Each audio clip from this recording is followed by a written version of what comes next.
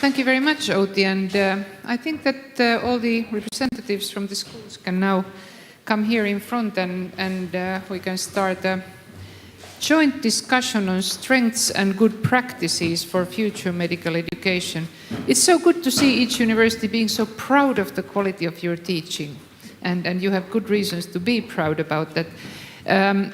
When we came to interview you in December, so our last question was, if you now can make a wish to Santa Claus, one wish to Santa Claus, what would you like to have? And now Santa Claus has arrived. We still cannot discuss resources. We don't talk money. We haven't talked money here at all. We have talked content. But now Santa Claus, with all the presents that you have brought from your own school, so what is the one idea that you would like to pick from others, from these presentations, that you would like to take to your own university? What is the present you would like to pick? Who would like to start? Yes? Yeah, I want to pick the mentoring program from Turku. I think it's excellent, and I think we have to do the same in Kuopio. Mentorship program from Turku to Kuopio. Great. Yeah, you stole my words. But I think that's very, very good. We actually have tried to adapt that. We made some attempts a couple of years ago, but we really didn't put enough effort on that, and we kind of failed. But now we have a new attempt. I hope this time it will go better. Failing is one way of getting a better program, isn't it? Yes. Yes, Jarmo. Seppo, sorry. Yes. Yeah. I was very interested in the digitalization that was presented from Helsinki, and I think we can learn from that. Digitalization from Helsinki for the students. I think it's wonderful that they have peer teaching as one result of that. Yeah. Good. Petri. Yeah, I agree with Jussi and Jarmo, and most of the ideas I saw were really good. One thing would be what Outi showed, that pedagogical training that's specifically made for medical teachers. We should have national training courses, that we can share. We can do them locally, but we can share them. Especially you have that internet-based course, two ECT credits, so that's easy to take. Good. Outi. Well, I would like to take the examination and assessment system from Tampere. I'm looking it from inward too, because my daughter is studying medicine in Tampere. So I would like to have that one. Good. You're welcome. Santa Claus has arrived and you will get these presents that you wish for. Just go on and take them into practice. What I would like to ask you now is, what is the next step that each of your universities will be taking toward better future doctors? What is the big thing you're going to do? Jarmo.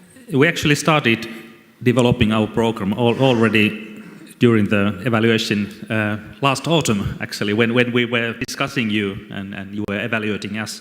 So we discovered things that we have to do better. So of course the core content analysis for the whole curriculum, that's our big thing. And then evaluation comes next. So how we assess our goals. And also this mentoring program, student well-being, we have already had group discussions and we have plans how to do things better. So this evaluation has gotten things moving there. Yes, yeah. That's very good. And the alignment that the evaluation group very strongly brought up, the alignment of what is being taught and what is being assessed. Yeah, that's right. Sounds like it's part of your plan. Yeah. Good. Jussi. Actually, we also started during this process, and first of all, we started interprofessional teaching is one of our main focuses now, what we are trying to aim in the near future. And the second is, of course, curriculum mapping. And we first need to find the best tool for that and then just do the work. No small feats either. When you talk interprofessional teaching, what professions are you thinking of? So far, we have involved in this process social sciences, pharmacy, and all University of Applied Sciences in Helsinki area together. Yeah. Interesting. Not engineers yet? Not yet. No. Yeah. Then Seppo. Yes, the Karvi report is a very good thing to start with when we start the MedDigi or MedIgi or whatever that the Ministry of Education has funded 5 medical schools. It's when we decide on our core learning objectives and stuff, I think this is a very good handbook for that. Yeah. Excellent. Petri? Yeah, I will agree with that, as all of us stay in that committee, or that, how would you say, who will proceed nationally on that. And one thing we decided a few weeks ago was that the one major thing is to do in each subject this core content nationally. Yeah. So that's one major point what we have to do. So what we also do is the curriculum mapping, and also where we put effort is mentoring, and also I think welfare of students and teachers. So we are in progress in that. Very good. Can you give more detail on the welfare of teachers? Is there anything special that you're doing? So they are starting one group of, it's actually started from the clinical teachers themselves. So they have now get together like 3 times, and they have started to be more active. And then also we have increased those seminars where we try to get more and more teachers involved. And then we, under planning, there is a questionnaire for all clinical teachers to first map all the areas where we could and need to get better. So Outi, what will you wish for? Because everybody is wishing something from you. I must say that our dean hasn't seen this report yet, so I haven't discussed with him yet. Okay. Because it was Because it only came out today. earlier than Yes. this morning. So I haven't discussed with him yet what he thinks of the future. There's so much going on in our faculty now, but I'm also very happy, very happy about this MediChip project. We got the 3.2 million euros for doing things together, and I think here is the team who is actually Yes. actually the core team who has been planning already what we are going to do, and it will be a very good platform for this if the deans think it's important to have this curriculum mapping. Very good. I know you have been preparing sort of for this discussion, for this question about what will you do, and then as part of the making public the results of this approach that we have had with Karvi, you will be interviewed, or have you already been interviewed for the Finnish Medical Journal about this? They will publish a special issue in the. No, there's I think that will come in. There will be a short thing this week, and then there will be a larger one in August. Yes.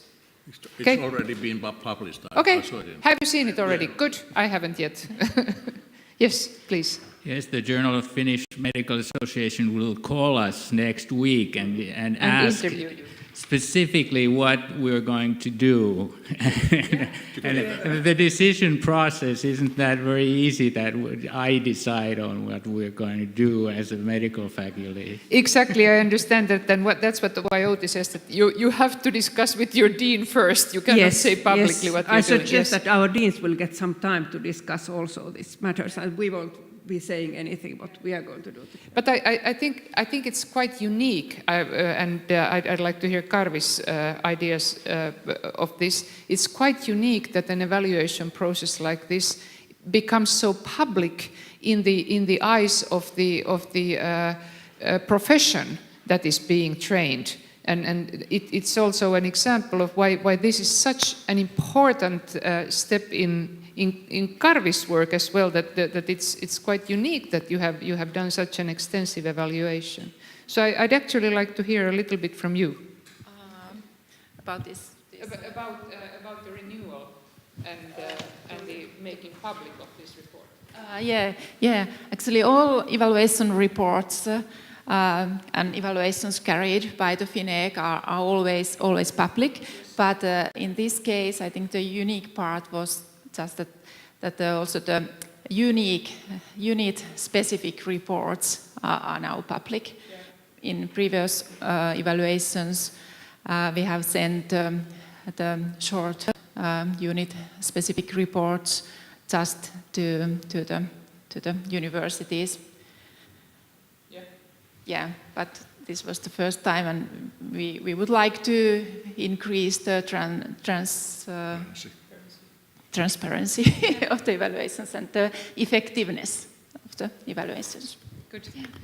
So the universities have been brave enough to say that yes, we can be watched from the public eye, and it also means that you get feedback from places that you don't necessarily expect to get feedback from. Is that correct? Yeah, I think that was a very good idea to be transparent and publish all these results for each university. I think it was a very good idea. Yeah. Is there anything the audience would like to ask? Yes. I would like to ask about, I'm Eva Pyörä from the University of Helsinki. I would like to ask about the pedagogical training. It comes up from all universities. You kind of say that we provide pedagogical training, but in the evaluation report, it's quite alarming that quite many medical teachers cannot attend courses. First of all, should medical faculties provide tailored courses for all the teachers? Should it be tailored?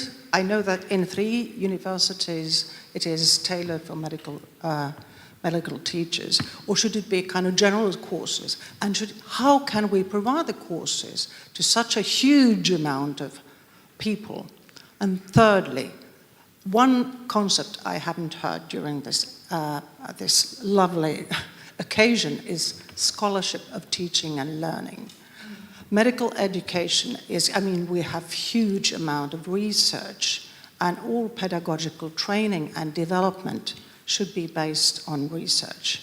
And it's not we had Amy last year. Finland is kind of a superpower of medical education in the Nordic countries, because we have lots of projects going on. I think these two things, pedagogical training and scholarship of teaching and learning, should be always combined. Thank you very much. I think we can take your first question to everybody. Should all teachers get pedagogical training? How many of you would say yes? Okay. The next one was how should that be provided? Because there are 200 plus teachers in all of your schools, and only about a third of them are employed by the university. So do you have answers on how to arrange training for everybody who teaches medical students? Yeah. Well, actually I think most of our teachers nowadays who work most of the time in teaching, they must have pedagogical training, and they have it. Either they have done it already or they are doing it at the moment. And at our university, the pedagogical training is delivered by the whole university. It's not specific for the medical school, but it's also good to see other students from other faculties and other professions to do the same pedagogical training. There's also pros in that. We have had also special pedagogical courses for the medical student for the medical school. I think it was about 5 years ago. We can do it again, but actually, I think why the clinical teachers wouldn't go to the medical training by the university. I think the common explanation is they don't have enough time because they have to do clinics. Well, I think that has to change. So teaching is their main job. They have to get time for this. It's important. And I think we are getting the message. So also clinical teachers are doing it more now. Yes, and then it's often in many cities, like in Kuopio, also the campus is outside, away from the main university where they give the pedagogical training. Well, 300 meters, so it's not okay, that that's bad. right. Kuopio, yeah. Kuopio is not one of those. It's Oulu that's one of those. Yes, sorry. Other comments, yes. In Helsinki, I think the training has now been more generic for all disciplines among university, and I think disciplines are so different that I think that, well, of course, this is the medical perspective. I admit that, but because we have so many competencies that really affect the working life, I think that's the difference, and I think that should be seen in the education and training, and we should get tailored courses for medical educators. Equal but different. Equal but different. Yes. Yes, I totally agree with you because I underwent a teaching on problem-based learning when I came back from the United States in 1993, and I didn't understand one word of what they were saying, but when our own medical teachers took control of that program and told us what it was all about, then things began to happen.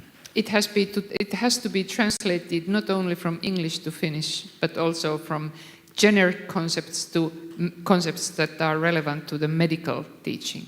Yes. Yeah. Yeah, I think Petri. question is for clinicians part of view and also some teachers and professors. So how to make pedagogical training attractive? And one option is, or one how to resolve that would be research. Yes. And if that's evidence-based and they see, well, I will benefit that, I can do research on that, or that's really evidence-based, that probably will motivate. And this is also in the list of Medici. Yes. And I think, Outi, you will be the one who's able to answer the last part of her question. And what was the last part? About the scholarship of teaching and learning, how it's supplied in pedagogical training and in medical Yeah, we have had in Turku specific courses in medical education since 2003, so for a very long time. I think nowadays over 350 teachers have gone through this and 150 have done this to ECTS web-based course. We educate so many teachers that the Faculty of Education could never take our enthusiastic teachers there, so we have to have our own medical education. And as told, I have tried to introduce the term evidence-based medical education and käypä lääketieteellinen koulutus into this country. So I honestly do think that we get something from studying with others. I have done the long course in university pedagogy also, but our medical teachers need specific education, and one reason is that I can always read and see and get the feedback that they get so many good networks. They can discuss education and discuss teaching, and this I have heard has a lot of meaning for the welfare of our teachers. Yes. That's why I think we should have, or we will have our specific courses. We are not gonna. So there are two things that have been very well aligned with this evaluation. One is the Medici group and the funding for that, and the other one was the AME Congress that we had in Finland last summer, and I understand that a number of teachers from each of the medical schools participated and came back with ideas. Exactly. Good. Any sort of final comments that you would like to make as we are waiting for the minister to arrive? Yes. Please tell who you are. Seppo Soinila, Vaisdin, Turku. As you know, Santa Claus comes once a year. And before that, he sends the elves to spy whether the kids behave. Now we've made a lot of good decisions. We seem to be ready to learn from one another. And the bottom line question is, now we should really agree in a concrete way how to follow up this process.